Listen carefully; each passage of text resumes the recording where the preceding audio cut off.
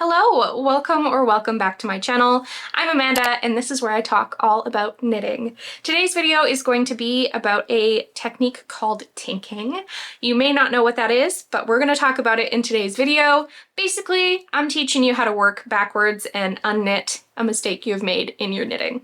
Let's jump on in.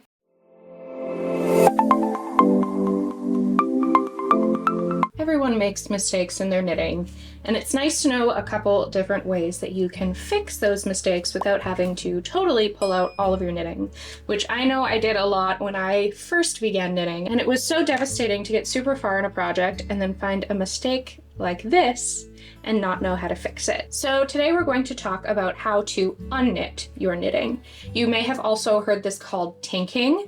Fun fact, tink is actually knit spelled backwards, so it kind of makes sense why this would be knitting backwards and called tinking. So if you have made a mistake in your knitting and you've caught it relatively early, I would say within the past couple rows, you can tink and fix that mistake. If you're super far down, I would recommend doing something called dropping down to the mistake, but that is something that I can talk about in a later video if you would like. But for now, we're going to talk about tinking. So one really nice thing about this method is you really only have to work back to where your mistake is. So in my case, my mistake starts right here where I started purling instead of knitting. And then you can get right back into your knitting. You don't have to rip out rows and then try and get stitches back on your needles. It's a pretty simple method once you get the hang of it. So personally, when I am unknitting or tinking, I do like to still keep my yarn tensioned. I find that makes it a little bit easier for me to find where in the stitch I'm going to go into. So let's get started. We have a purl stitch here. We're going to kind of pull down on the knitting a little bit, pull on this yarn just to keep everything tensioned well. And you can kind of see this hole right here below the stitch on my needle. That is what we're going to be looking for this whole time, is that hole below the stitch on my needle. So I'm just going to take my needle that has no stitches on it, my left-hand needle. I am a right-handed knitter, so if you're left-handed, you're going to have to flop this a little bit, unfortunately. Let's take my left-handed needle. We're going to go into that hole below that stitch, pull the right needle out, pull the yarn out, and you have one stitch. So again, I'm going to look. I see that little hole below the stitch on the needle. We're going to put my left needle in there, pull everything out. Ta-da! So that's 2 purl stitches. So let's do a couple more stitches. We have 2 knit stitches here to take off the needle next. And then we'll talk a little bit about how your stitches should be oriented on your needle as you're tinking. So now we can see the little hole here below the stitch on the needle.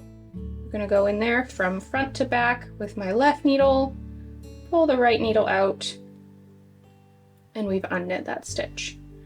Next one here, left-handed needle into the hole right below the one on the needle there. I'm going to pull the right needle out, and you've unknit that stitch. So you want to make sure when you're doing this that your stitches are oriented correctly. So you can see here, I tried to make this knitting a little bit looser than normal just so it's kind of easy to see what's going on. But if I pull on this a little bit, you'll see how the front of the stitch is moving off to the right and the back of the stitch is moving off to the left. That is correctly oriented, and that is how you want all your stitches to be on your needle. If they look like this, you have it incorrect. You can see here, incorrect. The front of the stitch is going to the left, the right of the stitch, or the back of the stitch rather, is going to the right. So that is incorrect. I'll quickly fix that here. All you have to do to flip a stitch if it's incorrectly oriented is just grab it with your right needle and give it a little flip. Make sure that it's oriented correctly with the front of the stitch going to the right, the back going to the left. My neighbor has just started cutting the lawn, so I really hope that's not too loud, or that I can at least fix it when I edit this video, but hopefully that is not bothering you too much. So let's keep tinking. So we have a incorrect purl stitch here. Here's my loop on the needle. I'm going to take my left-handed needle, tension this a little better, take my left-handed needle, go into the hole just below the stitch that's on the needle, pull out my right needle. There we go. One more. Here's my hole. Put my left needle into there and pull out my right. Sometimes you'll find that your working yarn here is getting a little loose. Because you're undoing stitches, you're going to keep adding yarn to your working yarn and you're going to get some slack in there. So I find every couple stitches I do have to retension a little bit. So we have an incorrect stitch here. Left needle goes into the hole just below the stitch on the needle. Pull out the right needle. There you go. Once again.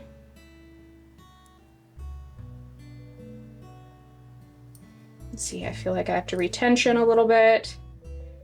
Into that guy, pull up the right needle.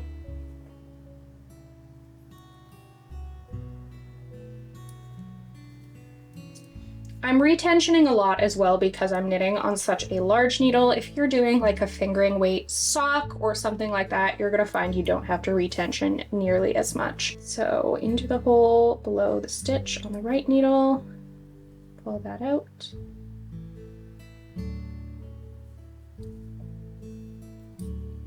I have an incorrect purl stitch, but same thing. You're avoiding this little bump from the purl stitch and still going into the hole right below on the needle.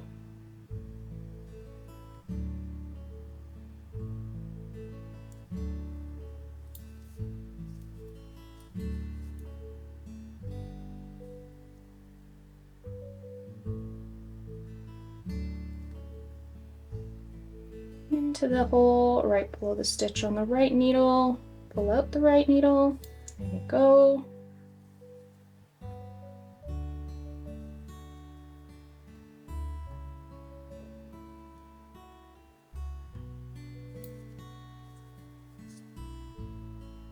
And look at that, we are back to where everything is correct. I have no more mistakes.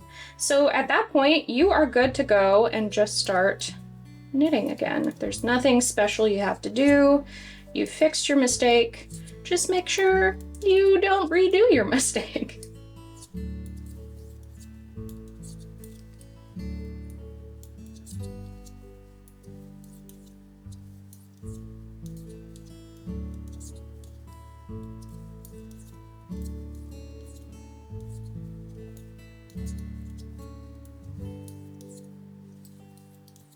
And there you have it. You have now learned how to tink your knitting. You've learned how to work backwards and get rid of those mistakes and get back to working on your project correctly, mistake-free, I guess, really quickly. Hopefully that little tutorial was helpful for you. I hope that you figured out tinking and it's not something that's scary or hard anymore. If you do have any questions, please feel free to ask me down below in the comments. I would love to try and help you out. If there are any other tutorials that you would like me to record, please fill out my little form down in the description. It says something along the lines of if you have a video request or something. It's a Google form and it just keeps everything all in one place for me so that I can pull from it when I need a video idea. Also, if you aren't subscribed yet, I would really appreciate if you did so. Helps the channel out a lot and also helps get these videos out to other people out on YouTube. Make sure you give the video a thumbs up if you found this helpful, and I will see you next week. Bye!